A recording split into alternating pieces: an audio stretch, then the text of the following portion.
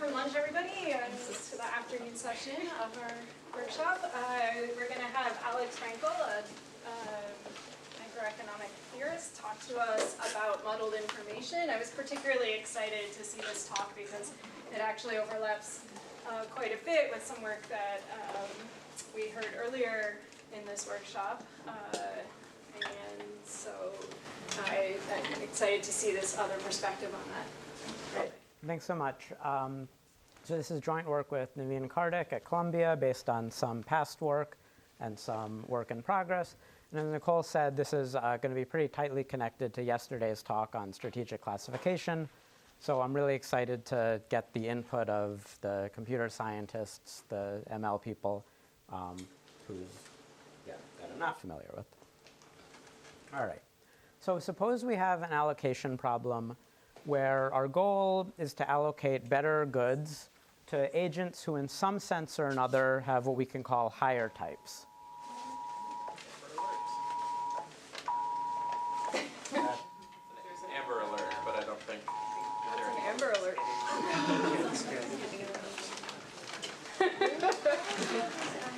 Nothing to worry about. Okay. So we want to allocate better goods to agents with higher types in some sense. So in a schooling example, maybe we want to give better college slots to students who are higher ability coming from high school. In the credit market, maybe we want to loan more money or give lower interest rates to borrowers who are more likely to repay their loan. Or maybe think of a web search example where Google wants to give better search results to websites that are higher quality, more relevant. Amazon wants to give better rankings to higher quality products. The problem in all of these cases is that the agent type isn't necessarily going to be directly observable. In particular, evaluators might only observe data that can be manipulated by the agent. So in the schooling example, let's say we're deciding where you go to college based on your SAT score, but you can do test prep to improve your SAT score. In the credit market, as we heard yesterday, there's a lot of complicated things you can do, opening, closing accounts, adjusting the balance in different places to improve your FICO credit score. And then in web search, you can do search engine optimization to put lots of highly searched keywords on your site. For Amazon products, you can pay people to put fake reviews on your product to make it look better to these evaluators. So the point of this talk, and I'll come at this in a few different ways, is that when you have heterogeneity in this sort of gaming ability, so some students have access to better test prep than others, some Amazon sellers are more willing to hire someone to write fake reviews for them than others are, that's going to lead to undesirable allocations from the perspective of allocating better goods to higher types. Fairness isn't the language I would normally use for this, but that's what this session is about. And I think we can kind of connect these to a lot of fairness concerns when you think about, well, who are the people who have access to better test prep versus worse test prep, things like that. It could correlate with advantaged or disadvantaged types that we do care about. What term would you use? I would just go with, well, so from the perspective of I would just say the undesirable allocations from the perspective of some designer or some objective function. But I mean, really, so I think kind of the language that you guys have used for this would be, I'm really looking at an accuracy objective, and we're going to lose accuracy due to this, what do we call the muddled information from the heterogeneity in test prep. So I'll talk about the sources of this information loss and then what we might do to alleviate this information loss. And so the two different papers that this is based on go through two different models of this. The first one that I'll go through is what I call the signaling game, the Nash equilibrium outcome, the outcome without commitment.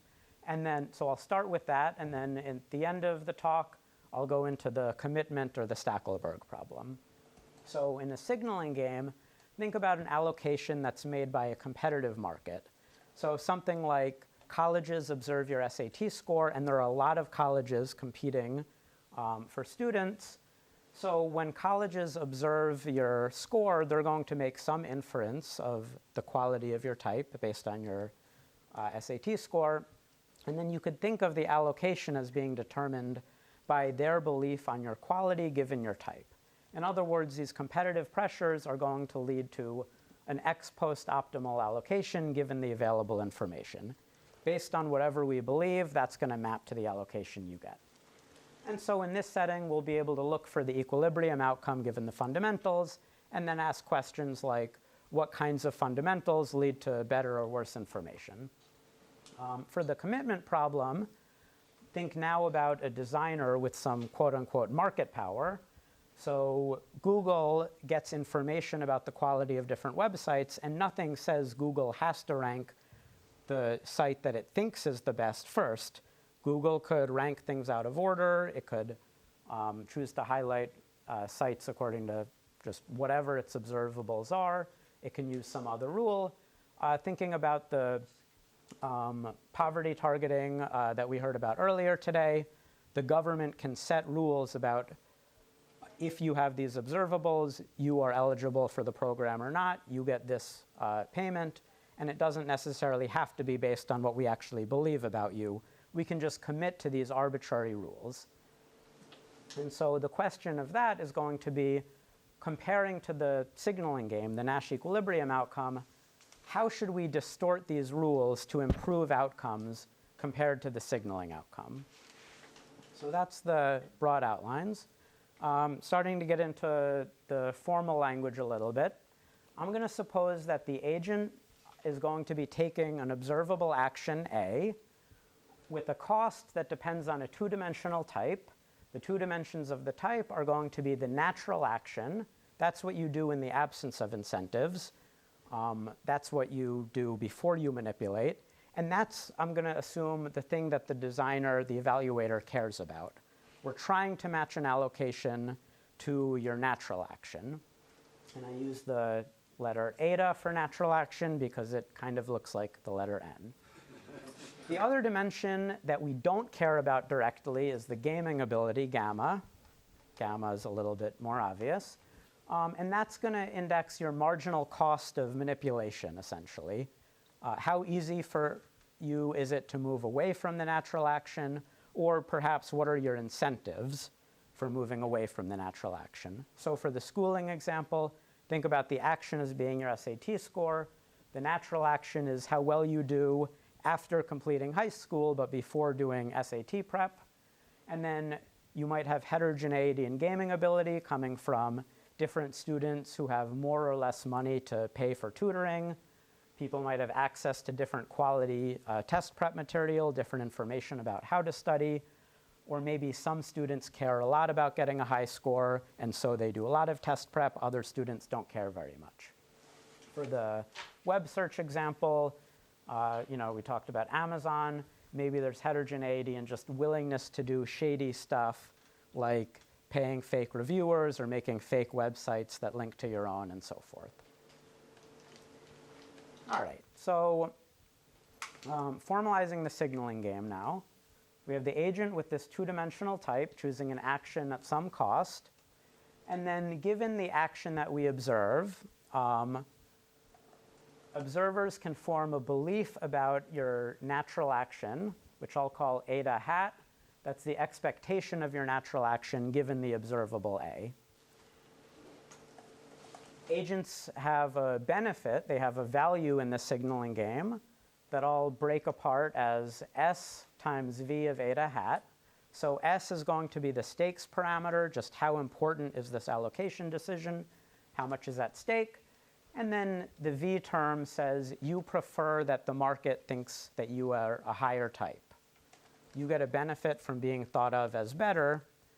And so your payoff putting these two terms together is your value, S times V of eta hat, minus your cost. So a few observations about this. I started out by talking about an allocation problem, but here the allocation is implicit. We're just looking at a value as a function of beliefs. In the background, you could think about this as when I am thought of as a higher type, people think I'm a better student, so therefore I get into a better college. But we're kind of leaving that in a reduced form for now. When we go back to the commitment problem, we're going to make that more explicit. And then just a comparison to the talk yesterday on strategic classification. I'm going to assume that the value function is continuously increasing. The talk yesterday was focusing on a binary classification. So there it would be 0 value and then jumping up to a high value. And here, any extra improvement in the belief you can get is better for you. And because of that, it's also going to be kind of less relevant to think about, were you classified exactly correctly or not? Presumably there's going to be some error for everyone because there's something more continuous going on in the background. All right, so the only place in the model that these 2 dimensions, the gaming ability and the natural action, appear is in the cost function.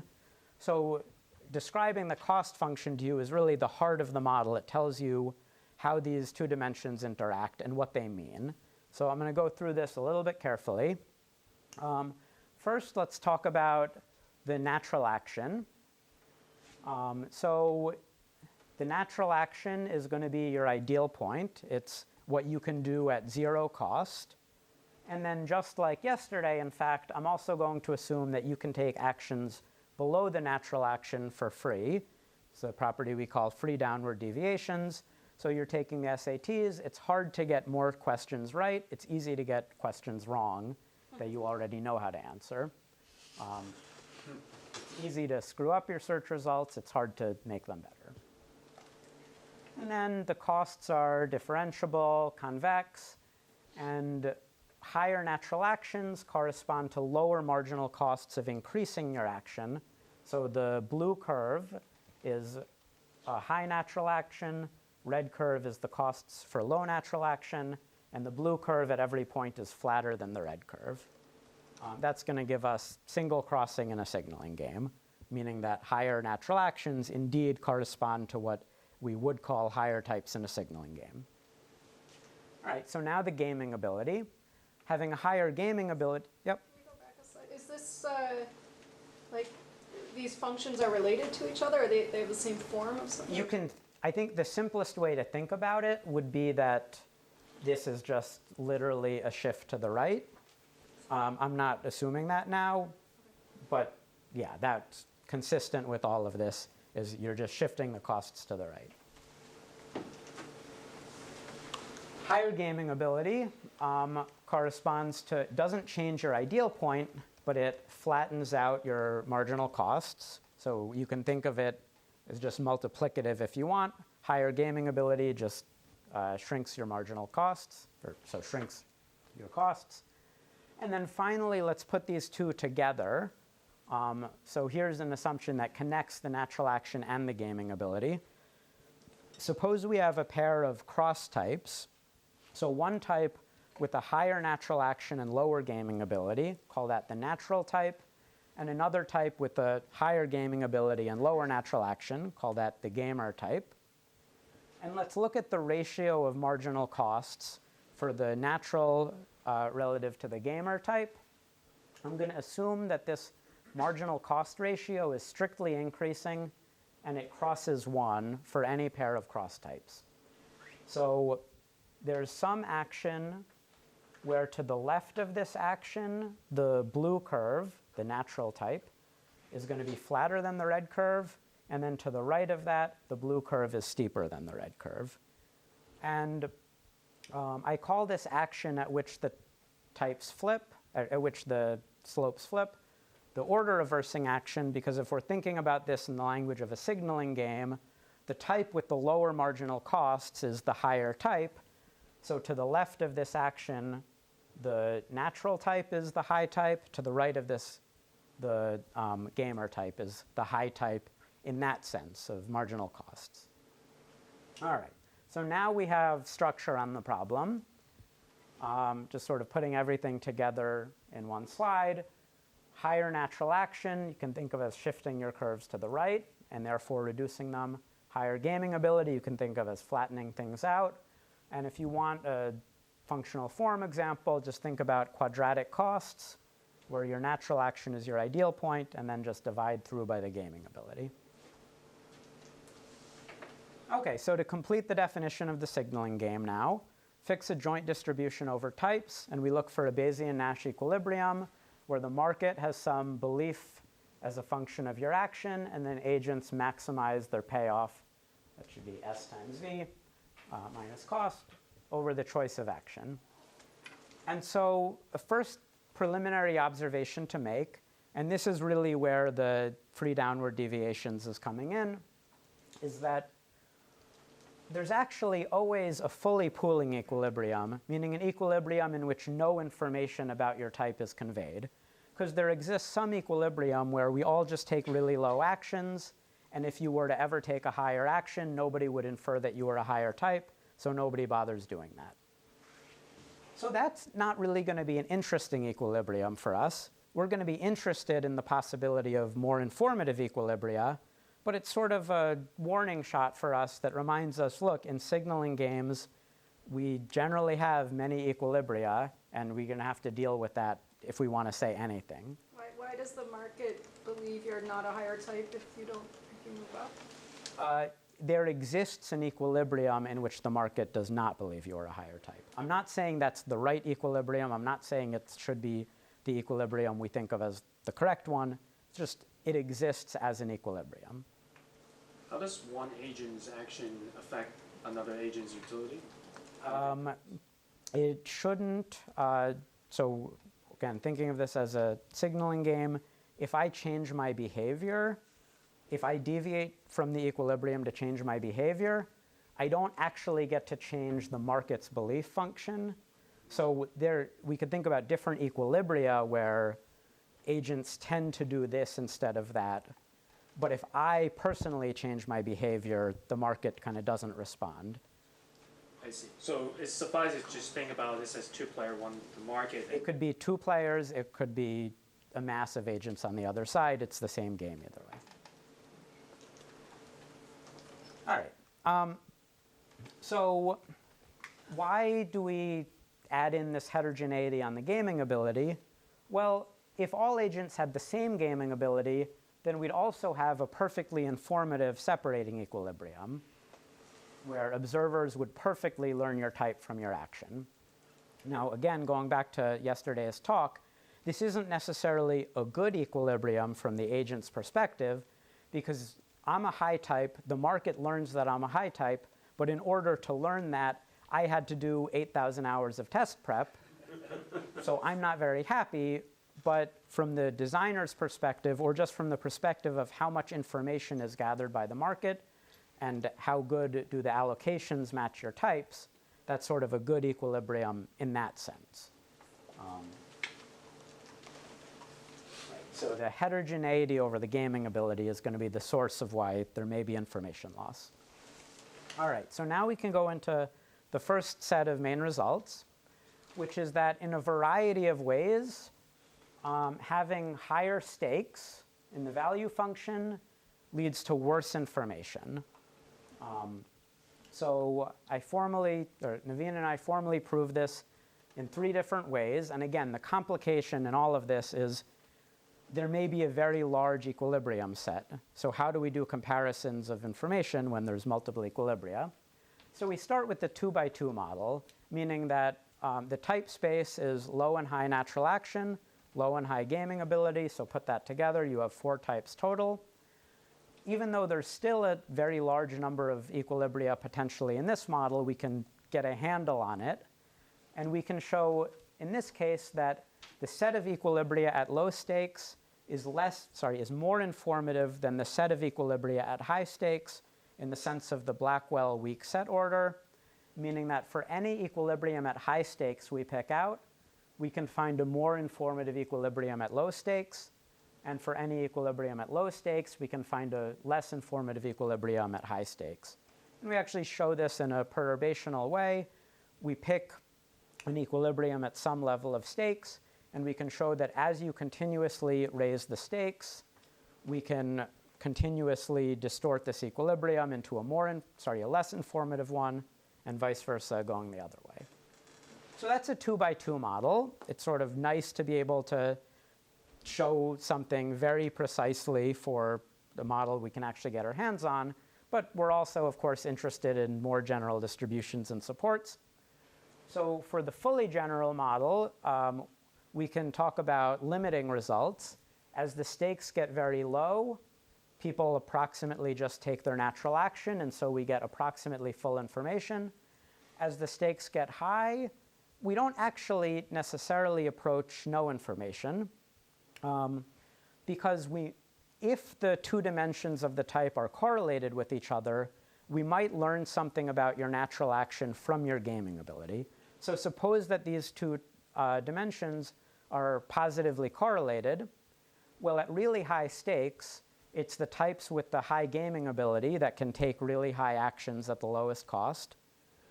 But if those types tend to be the ones that have high natural actions as well, then we'll get some information from this.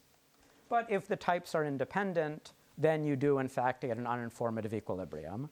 So there's sort of a limit on how much information you get based on what you can infer from the gaming ability by itself. And then finally, we have some parametric results for a linear quadratic elliptical model. So linear value function, quadratic costs, and then a joint elliptical distribution for the agent's types.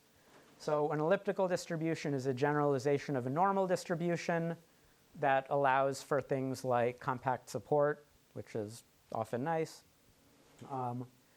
In this setting, when you have linear quadratic elliptical, we actually get linear equilibria, where everything can be very well described in the language of linear regressions. In particular, we can characterize the amount of information the market gets by the R squared of regressing your natural action on the observed action. So just how informative is the observable about the dimension we care about? We look at the R squared of that regression, and in this linear equilibrium, as the stakes get higher, the R squared goes down. So in a few different ways, showing this kind of general theme that higher stakes lead to worse information. And you can think about this as one formalization of what was called Goodhart's law yesterday. Information quality gets better the less we actually use the information, because higher incentives mean more incentives to manipulate, which lead to more manipulation and therefore worse information. And one thing I want to highlight here is that kind of this structure of the model is really important in getting this result. If we had actually flipped things and said, suppose that we care about the thing that I call the gaming ability, and we don't care about the natural action, because I actually want to know how hard people work, and that might be characterized by the gaming ability, all of these results would flip. You'd get more information, not less information at higher stakes. So it's not like a general principle that higher incentives to manipulate necessarily lead to information loss. It's something that you really need to come out of the structure of the model. Okay, so now that we know one source of information loss, we can think about what interventions might you do to try to improve information. And the first one's kind of obvious. I just told you that higher stakes lead to worse information. So what can we do to reduce stakes? Here is something we can do. Think about the credit market. So your credit score is obviously used for loan applications, but it turns out it's also used for a bunch of other things, more commonly in recent years.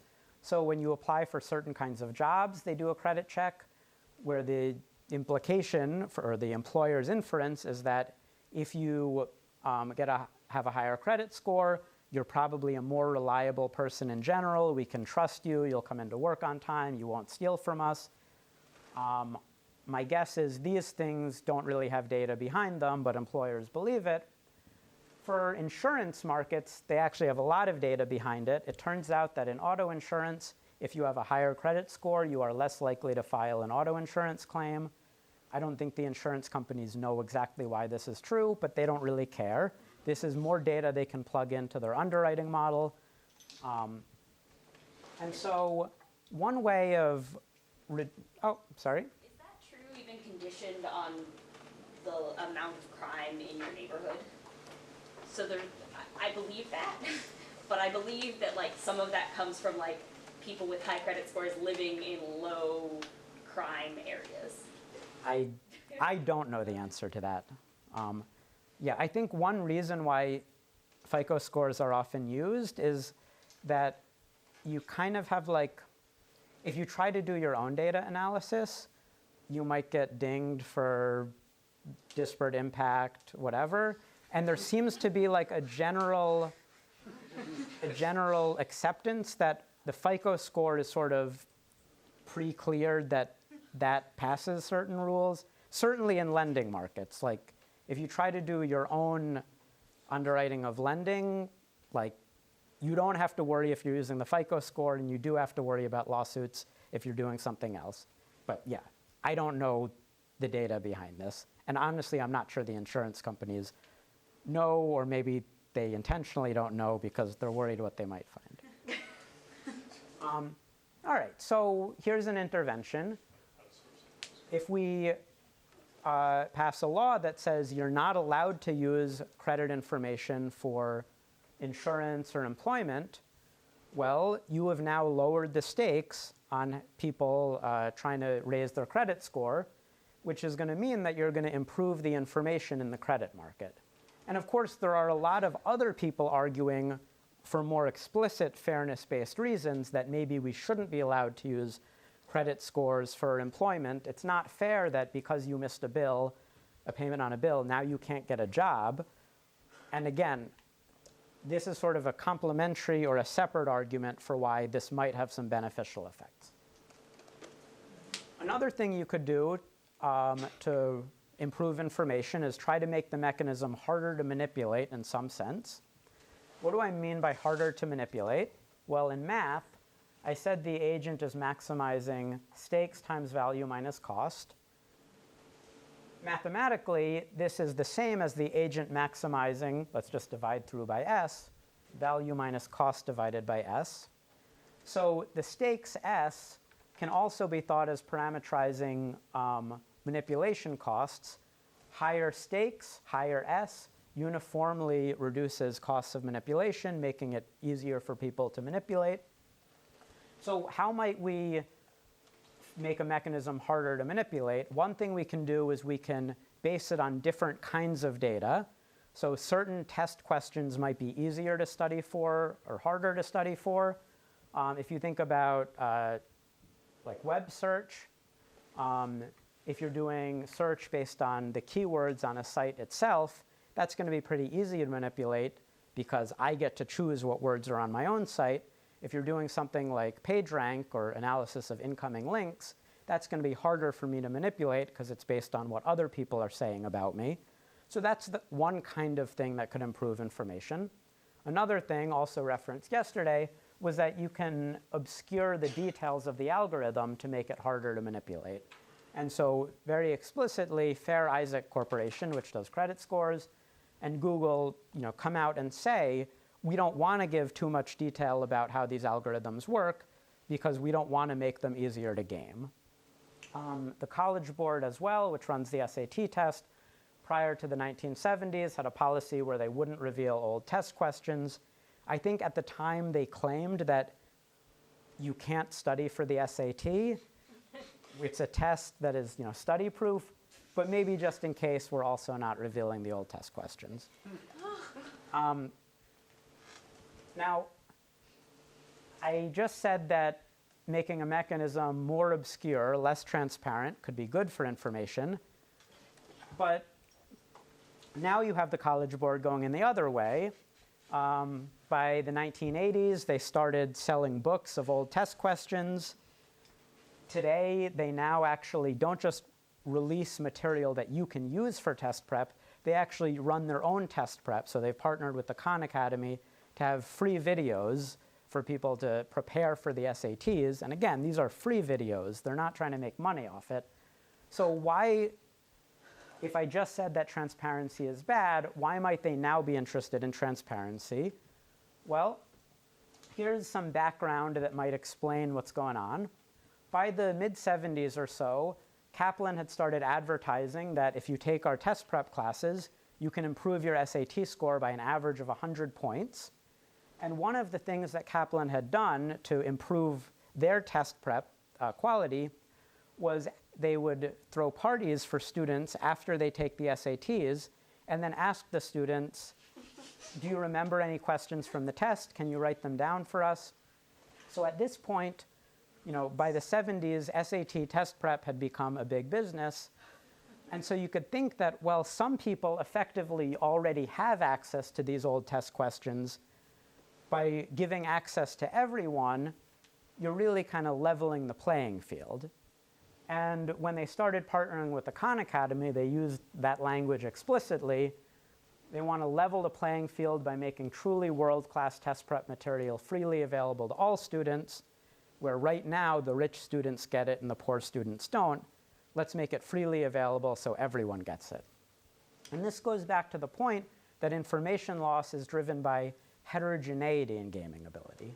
So if by making a mechanism more transparent, you aren't uniformly making it easier for everyone to manipulate, if what you're doing is raising the people for whom manipulation was harder and raising them up to the level of the others, that could be a source for how transparency improves rather than harms information.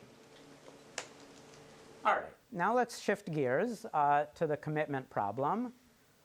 If you have a designer behind all of this, Google, Amazon, maybe for poverty targeting, the government gets to set what the rules are and doesn't have to worry about outside competition, then now we can potentially commit to an arbitrary mapping of action to allocation that's not necessarily based on the inferred beliefs.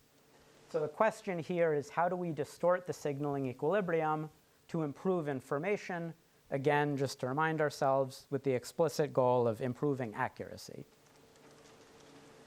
The conclusion that I'm going to argue for is that what you want to do is you want to flatten the allocation rule. In other words, you want to commit to putting less weight on the manipulable data. Now, you might notice that even though I'm looking at accuracy, another Amber Alert, or It won't stop unless you go this way. Jamie's fault. I have a lot of questions about this.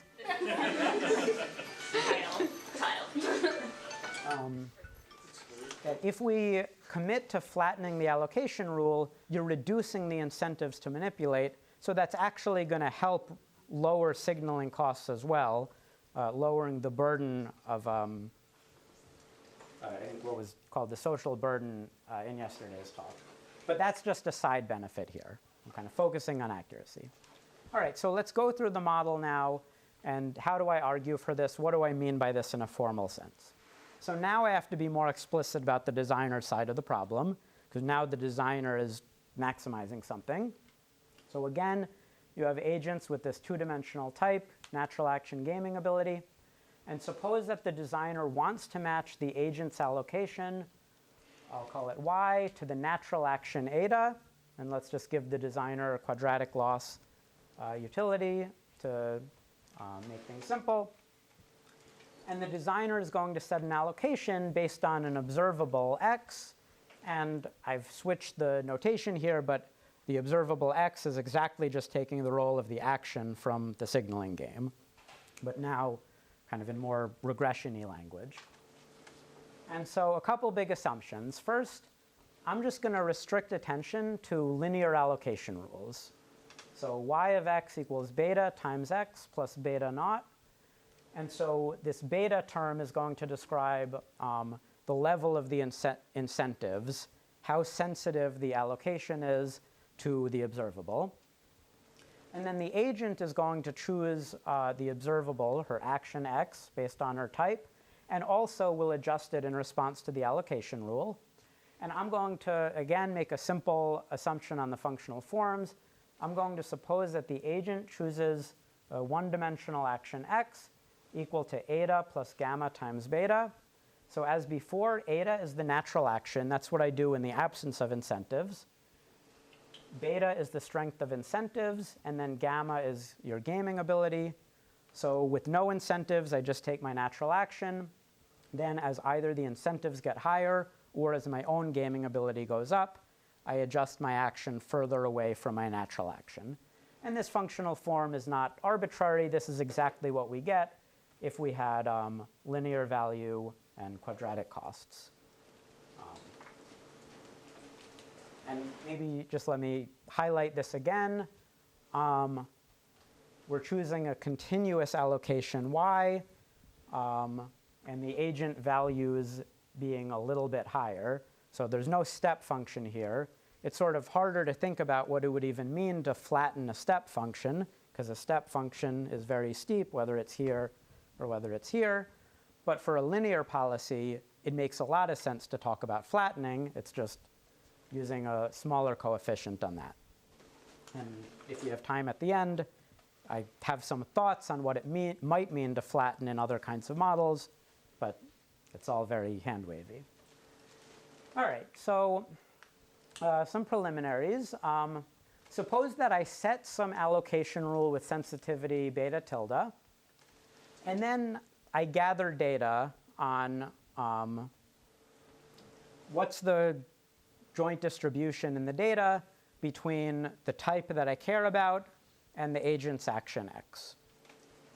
So we could run a linear regression, and let's call eta hat my best guess of eta from this linear regression that I run, holding the agent's behavior as fixed in response to this policy. So beta hat of beta tilde describes the coefficient from the linear regression when the agent is responding to the policy beta tilde. So there's a very convenient decomposition of the welfare loss now. The designer's welfare loss, which is just quadratic loss, can be decomposed into two terms. The first term says, how well does my linear regression actually predict the agent's type? Forget about what I'm doing with this information. Just how much information is there in the world? How much can I infer about your type from your observables?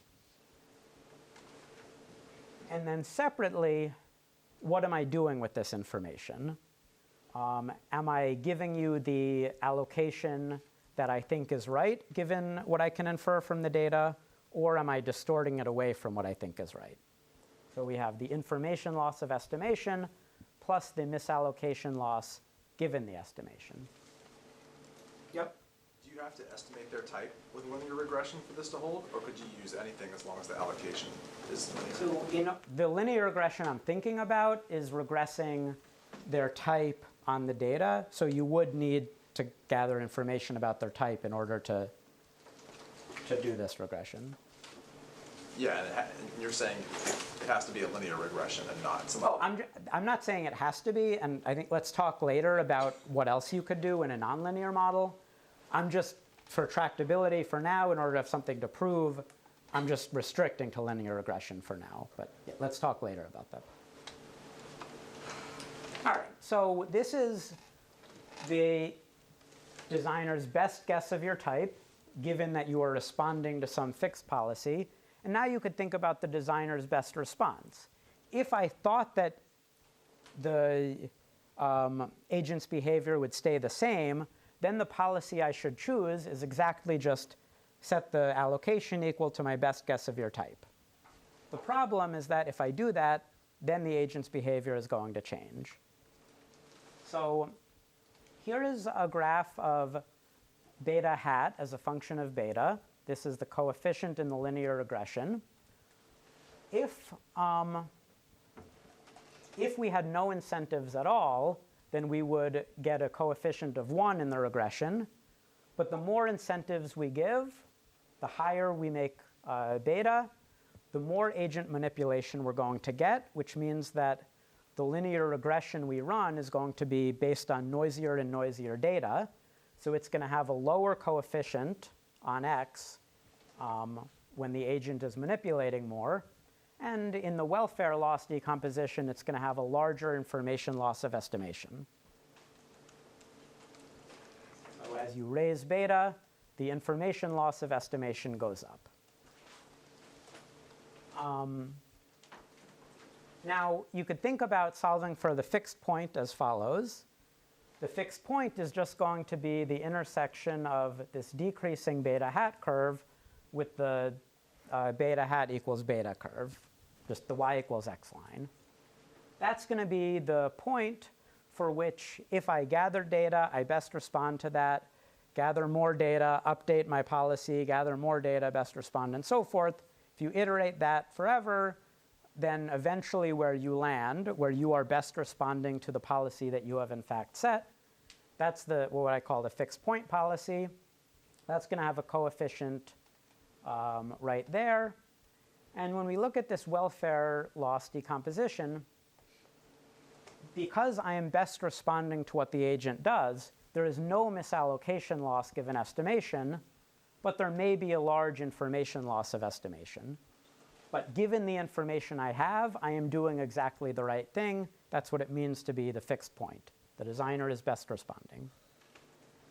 So now let's think about, starting from this fixed point policy, what if you started reducing the incentives a little bit? You reduced beta in the allocation rule, y equals beta times x plus a constant.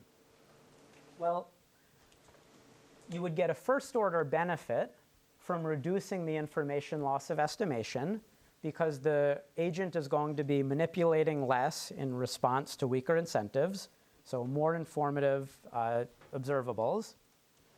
Now, there's going to be some misallocation loss that you're adding, but because you're starting from a minimum, because you're starting from zero misallocation loss, that's only going to be a second order loss.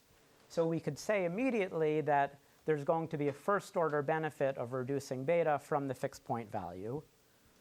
So that's the intuition for the result, that the optimal policy, in fact, does have a coefficient you commit to of beta less than the fixed point value. The actual proof is a bit more complicated. You need to, show that not only is there a local maximum below the fixed point level, but also that it's the global max. And this is a quartic, so it ends up being a little bit complicated, but we can show that. So this is the formalization of the result I promised, that we improve information by flattening the allocation rule or putting less weight on the manipulable predictor. And so the question that one of you raised earlier was, okay, that's a linear model. How do we even think about nonlinear models? What does it even mean to flatten an allocation rule when I'm not using a linear policy, but maybe I'm doing something instead, like I have a manipulable data source and also 50 other pieces of data that I'm using to fit some complicated machine learning model, and then I'm going to deliver you an allocation based on the prediction from this machine learning model. What does it mean to flatten the allocation rule with respect to one particular input? And so we have some thoughts about this. The main one is that it seems like we could get in that direction by running a machine learning prediction where we've artificially added noise to the manipulable component in the estimation.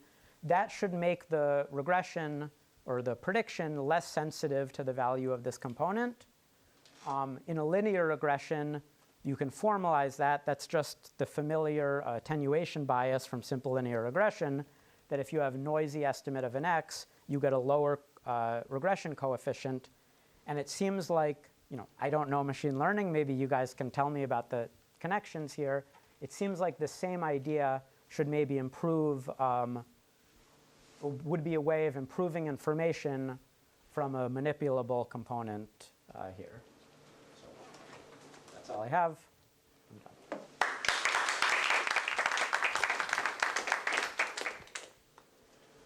Yep. So this seems like it adds an additional microeconomically founded reason that you might like regularization in lasso type of models, which seem to limit the size of beta. And people like that for other reasons, but this is like a theory of almost the optimality of lasso and regularization. What do you think? I think I should defer on that question. That sounds plausible. We should talk more about it, or maybe we should talk more about it. I'd love to hear more about kind of the connections this might have to other, ideas in machine learning. But Yeah, I don't have an answer for you on that now. So your value was always like, I get more by being a little bit higher, and I guess this slide was supposed to help me understand what would happen if we had a step function. But Okay, so here's kind of a way of thinking about a step function. Imagine that we have not one dimension of information, but suppose there's one manipulable component, and then there's also some other information we have. So there, even in like a linear model, or not quite linear, but